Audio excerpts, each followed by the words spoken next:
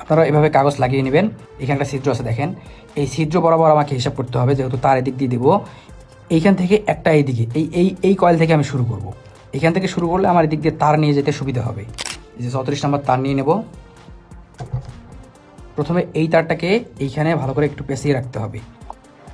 যেহেতু আমি এইখান থেকে শুরু করব, এইখানে ঘড়ির কাঁটার দিকে আমি ঘোরাবো, অর্থাৎ এই যে এই দিক থেকে শুরু করে এই যে এই দিক দিয়ে নিয়ে আসবো, আবার এই দিক থেকে শুরু করে এই দিক দিয়ে নিয়ে আসবো।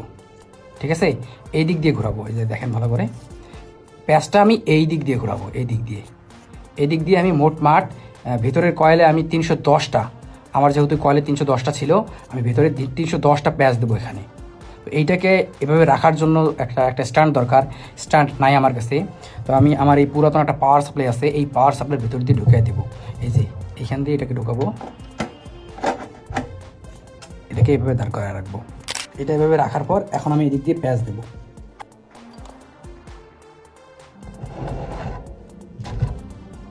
দেখেন আমি এদিকে 310টা প্যাঁচ দিয়ে নিছি।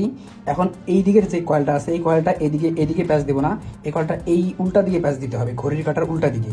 আগেরটা আমি প্যাঁচ দিচ্ছি এদিক থেকে 310টা প্যাঁচ, এখন এই প্যাঁচটা হবে এই দিক দিয়ে 310টা প্যাঁচ।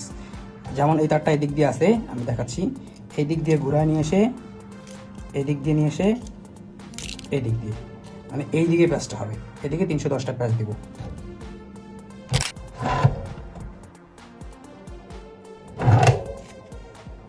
এদিকেও আমি 310টা প্যাঁচ দিয়ে নিলাম।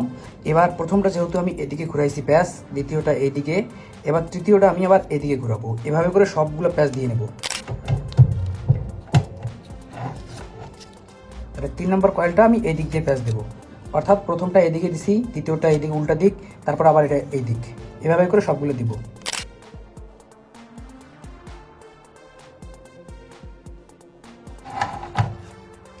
ভিতরে সবগুলো কয়েল বাঁধা শেষ, এদিকে সবগুলোতে পেঁচানো শেষ হয়েছে। এবার তার আমি এখানে একটু বাড়তি রেখে কেটে দিব, এই এতটুকু বাড়তি রেখে কেটে দিব। এই যে দেখেন, এই যে এই পর্যন্ত তার কয়েলটা আসছে, এইটা হচ্ছে লাস্ট কয়েল। এই কয়েলের তারটাও আমি এখানে এভাবে পেঁচিয়ে রাখবো, পেঁচিয়ে রাখলাম। এবার এখানে কিছু কাজ আছে। এখানে যে পেপারগুলো আছে, ইনসুলেটিং পেপার, এই পেপারগুলোর মাঝ বরাবর কাটতে হবে, এইভাবে কাটতে হবে। সবগুলো কেটে নেব।